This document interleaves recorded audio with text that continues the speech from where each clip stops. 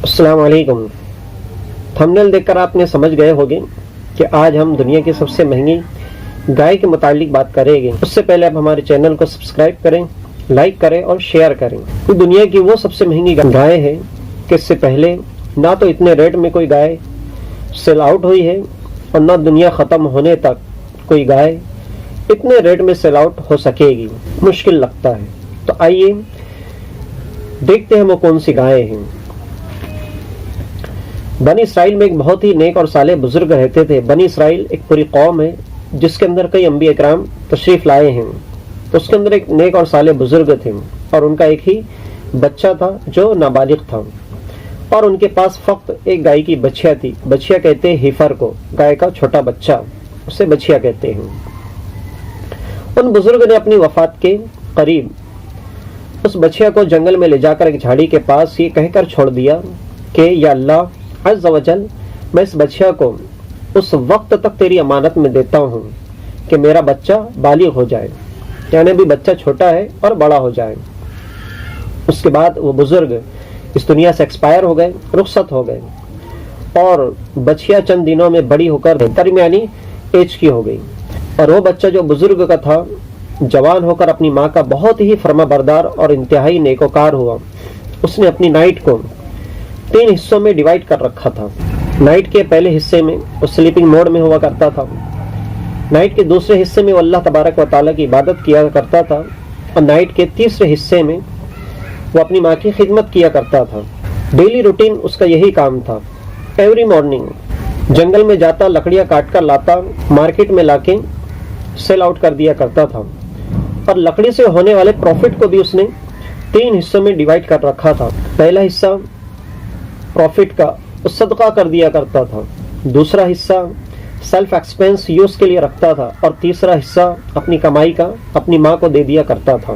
ایک دن لڑکی کی ماں نے کہا، مائی ڈیئر سن، تمہارے باپ نے میراث میں ایک بچیا چھوڑی تھی جس کو انہوں نے فلاں جھاڑی کے پاس جنگل میں خدا عز و جل کی امانت میں سونپ دیا تھا۔ اب تم اس جھاڑی کے پاس جا کر یوں دعا مانگو کہ اے حضرت ابراہیم و حضرت اسماعیل و حضرت اسحاق علیہم السلام کے خدا، تو میرے باپ کی سونپی ہوئی امانت مجھے واپس دے دیں۔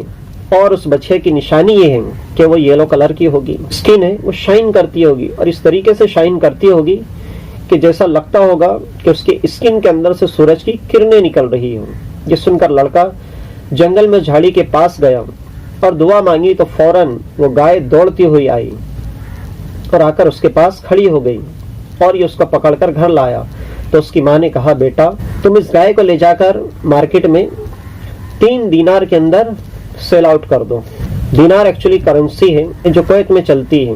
اگر ہم انڈین کرنسی کے اندر اس کو آج کی تاریخ میں کنورٹ کریں تو ایک دینار 258.39 یعنی 258 روپے 39-40 پیسے کے آس پاس لگ بھگ ایک دینار کے بدلے میں انڈین کرنسی اتنی ہوتی ہے۔ تو لڑکی کی ماں نے کہا کہ اسے 3 دینار میں سیل آؤٹ کر دو، لیکن کسی بھی کسٹمر کو میرے مشورے کے بغیر یہ گائے نہ دینا۔ ان دنوں گائے کا جو ریٹ تھا وہ 3 دینار ہی تھا۔ بازار میں ایک کسٹمر آیا جو در حقیقت فرشتہ تھا۔ فرشتہ ایک نورانی مخلوق ہے، اور ان کے اوپر ایمان لانا مسلم کمیونٹی کے ہر پرسن کے لیے ضروری ہے، اور فرشتوں کے لیے ملائکہ کی ٹرم بھی یوز ہوتی ہے۔ تو جو کسٹمر تھا وہ فرشتہ تھا۔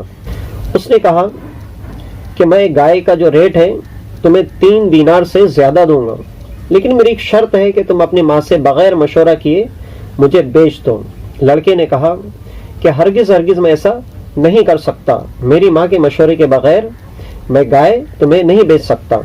لڑکا پھر مارکیٹ سے اپنے گھر گیا، اور گھر جانے کے بعد اپنی ماں سے جو مارکیٹ کے اندر اس کے ساتھ جو ایونٹ ہوا تھا وہ سارا کا سارا سنا دیا۔ ماں نے سننے کے بعد کہا کہ شاید وہ کوئی فرشتہ معلوم ہوتا ہے۔ اے بیٹا، تم مجھ سے مشورہ کرو کہ ہم اس گائے کو ابھی سیل کریں یا نہ کریں۔ چنانچہ اس لڑکے نے مارکیٹ میں جا کر اس کسٹمر سے مشورہ کیا، تو اس کسٹمر نے کہا کہ ابھی تم اس گائے کو سیل آؤٹ نہ کرو، آئندہ اس گائے کو پروفٹ موسیٰ علیہ السلام کے لوگ خریدیں گے، یعنی بائی کریں گے، تو تم اس گائے کے چمڑے میں سونا بھر کر اس کی قیمت طلب کرنا، یعنی گائے کی جو اسکن ہوتی ہے وہ بھر کر گولڈ لینا اور اس کے بعد یہ گائے کو سیل آؤٹ کرنا. اور پروفٹ موسیٰ علیہ السلام کے جو لوگ ہیں تمہیں اتنے ریٹ دے کر تم سے گائے ضرور خریدیں گے. آفٹر سم ڈیز بنی اسرائیل کے ایک بہت ہی رچ مین آدمی جس کا نام عامل تھا، اس کے چچا کے دونوں لڑکوں نے اس کا مرڈر کر دیا اور اس کی ڈیتھ باڈی کو ایک ویرانے میں ڈال دیا. نیکسٹ مارننگ کو جب کلر کی سرچنگ شروع ہوئی مگر کوئی سراغ نہ ملا تو کچھ لوگ پروفٹ موسیٰ علیہ السلام کی خدمت میں حاضر ہوئے اور کلر کا پتہ پوچھا. تو آپ نے فرمایا کہ تم لوگ ایک گائے ذبح کرو، اس کی زبان یا دم کی ہڈی یعنی بون کو جس کا مرڈر ہوا اس کی ڈیتھ باڈی پر مارو، وہ خود زندہ ہو کر اپنے کلر کا نام بتا دے گا. یہ سن کر بنی اسرائیل نے گائے کے کلر، اس کی ایج وغیرہ کے بارے میں ڈسکس کرنا شروع کر دیا اور بالآخر جب اچھی طرح سمجھ گئے کہ فلاں قسم کی گائے چاہیے تو ایسی گائے کی سرچنگ انہوں نے شروع کر دی. یہاں تک کہ جب یہ لوگ اس لڑکی کی گائے کے پاس پہنچے ہو بہو ایسے ہی گائے تھی جس کی ان لوگوں کو ضرورت تھی.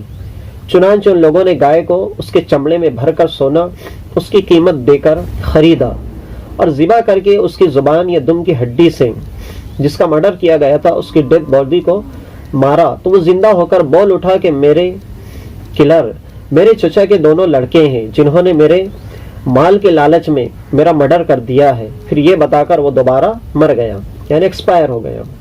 چنانچہ ان دونوں قاتلوں کو قصاص میں قتل کر دیا گیا. قصاص ایک ٹرمینالوجی ہے اسلامک لا کے حساب سے. اگر کسی نے کسی کا مرڈر کر دیا تو سزا کے طور پہ مرڈر کرنے والے کو مطلب کلر کو بھی مار دیا جاتا ہے. تو قتل کر دیا گیا اور مرد سالے کا جو لڑکا جو اپنی ماں کا فرما بردار تھا کثیر دولت سے مالا مال ہو گیا. تو یہ دنیا کی سب سے مہنگی گائے تھی.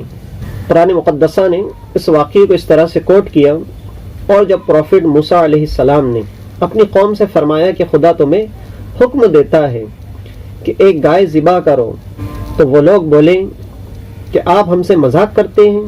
تو آپ نے فرمایا کہ پناہ با خدا کہ میں جاہلوں میں سے ہو جاؤں. تو ان لوگوں نے کہا آپ اپنے رب سے دعا کیجئے کہ وہ ہمیں بتا دے کہ کیسی گائے ہونی چاہیے. تو آپ نے فرمایا کہ اللہ تعالیٰ فرماتا ہے کہ وہ ایسی گائے ہو جو نہ بوڑھی ہو نہ بچیاں بلکہ ان دونوں عمر کے درمیان ہو. تو تم کرو جس کا تمہیں حکم ہوتا ہے. وہ لوگ بولے کہ آپ اپنے رب سے دعا کیجئے کہ وہ ہمیں بتا دے کہ اس کا رنگ کیسا ہو. تو آپ نے فرمایا کہ اللہ تعالیٰ فرماتا ہے وہ ایک پیلی گائے ہو جس کی رنگت ڈہ ڈھاتی ہو جو دیکھنے والوں کو خوش کر دے.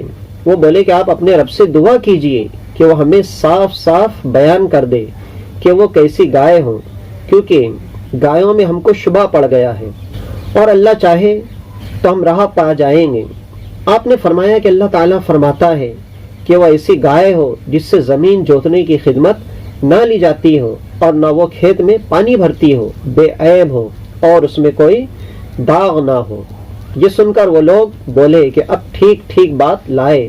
پھر ان لوگوں نے اس گائے کو ذبح کیا اور وہ ذبح کرتے معلوم نہ ہوتے تھے. اور اے بنی اسرائیل جب تم لوگوں نے ایک خون کیا اور دوسرے پر اس کی تہمت ڈالنے لگے تو اللہ کو ظاہر کر دینا تھا جس کو تم چھپاتے تھے. پھر ہم نے ان لوگوں سے فرمایا کہ تم لوگ مقتول کو اس گائے کے ایک ٹکڑے سے مارو تو وہ زندہ ہو گیا اور اللہ اسی طرح مردوں کو زندہ فرمائے گا اور وہ اپنی نشانیاں تم لوگوں کو دکھاتا ہے تاکہ تم لوگ اس بات کو سمجھ لو. پارہ نمبر 1 سورۃ البقرہ آیت نمبر 68 to 83. قرآن مقدس کا یہ واقعہ بڑا ہی حیرت انگیز ہے. قرآن مقدسہ کے اس ایونٹ سے بہت ساری چیزیں ہم لرن کر سکتے ہیں، جیسے کہ نمبر 1 خدا کے نیک بندوں کے چھوڑے ہوئے مال میں بڑی خیر و برکت ہوتی ہے. دیکھ لو کہ اس مرد صالح نے صرف ایک بچہ چھوڑ کر اس دنیا سے وفات پائی تھی، یعنی وہ ایکسپائر ہو گئے تھے، مگر اللہ تعالیٰ نے اس میں اتنی برکت عطا فرمائی کہ ان کے وارثوں کو اس ایک بچے کے ذریعے سے بے شمار دولت مل گئی. نمبر 2 اس مرد صالح نے اولاد پر شفقت کرتے ہوئے بچے کو اللہ کی امانت میں سونپا تھا، تو اس سے معلوم ہوا کہ اولاد پر شفقت کرنا اور اولاد کے لیے کچھ مال چھوڑ جانا یہ اللہ والوں کا طریقہ ہے. یعنی اولاد کو فائنینشیل طور پہ اسٹرانگ کرنا، انہیں اپنے پیروں پہ کھڑا کر دینا اور ان کے لیے کچھ مال و دولت چھوڑ جانا یا جمع کرنا تاکہ وہ اپنی زندگی کے اندر خوشحال رہے، یہ اللہ کے نیک بندوں کا طریقہ ہے۔ نمبر 3 کہ ماں باپ کی فرما برداری اور خدمت گزاری کرنے والوں کو خداوند کریم غیب سے بے شمار دولت عطا فرماتا ہے۔ دیکھ لو کہ اس یتیم لڑکے کو ماں کی خدمت اور فرما برداری کی بدولت اللہ تبارک و تعالیٰ نے کس قدر صاحب مال اور خوشحال کر دیا۔ نمبر 4 خداوند قدوس کے احکام میں بحث اور قریت کرنا زندگی کے اندر کافی کمپلیکیشنز پیدا کر سکتا ہے۔ دیکھ لو کہ بنی اسرائیل کو ایک گائے ذبح کرنے کا حکم ہوا تھا کہ ایک گائے اگر ذبح کر دیتے تو ان کا فرض ادا ہو جاتا، مگر ان لوگوں نے جب بحث اور قریت شروع کر دی کہ کیسی گائے ہو، اس کا کلر کیسا ہو، اس کی ایج کتنی ہو، تو کتنی مصیبت میں پڑ گئے کہ انہیں ایک ایسی گائے ذبح کرنی پڑی جو بالکل نایاب، اس لیے اس کی قیمت اتنی زیادہ ادا کرنی پڑی کہ دنیا میں کسی گائے کی قیمت اتنی نہ ہوئی اور نہ آئندہ ہونے کی امید ہے۔ نمبر 5 جو اپنا مال اللہ تعالیٰ کی امانت میں سونپ دے، اللہ تعالیٰ اس کی حفاظت فرماتا ہے اور اس میں بے حساب خیر و برکت عطا فرما دیتا ہے۔ نمبر 6 جو اپنے اہل و عیال کو اللہ تعالیٰ کے سپرد فرما دے، اللہ تعالیٰ اس کے اہل و عیال کی ایسی پرورش فرماتا ہے کہ جس کو کوئی سوچ بھی نہیں سکتا۔ نمبر 7 پر حضرت علی رضی اللہ تعالیٰ عنہ کے کوٹیشن سے ہمیں یہ لرن کرنے کو ملتا ہے، کیا فرماتے ہیں کہ جو یلو رنگ کا شوز پہنے گا وہ ہمیشہ خوش رہے گا اور اس کو غم بہت کم ہوگا، کیونکہ اللہ تعالیٰ نے یلو کلر کے بارے میں فرمایا تسر الناظرین، وہ دیکھنے والوں کو خوش کر دیتی ہے۔ نمبر 8 پہ اس سے معلوم ہو کہ قربانی کا جانور جس قدر بھی زیادہ بے عیب اور خوبصورت اور قیمتی ہو اسی قدر زیادہ بہتر ہے۔ تو یہ چیزیں ہم ایونٹ سے لرن کر سکتے ہیں۔ یہ قرآن مقدسہ کا یہ ایونٹ بہت ہی پسند آیا ہوگا۔ اگر آپ کو یہ ایونٹ پسند آیا ہے، چینل کو سبسکرائب کریں، لائک کریں اور اپنی فیملی ممبرز کے ساتھ، اپنے دوستوں کے ساتھ اس کو خوب شیئر کریں۔ ملتے ہیں انشاءاللہ تبارک و تعالی نیکسٹ ویڈیو کے اندر۔ السلام علیکم۔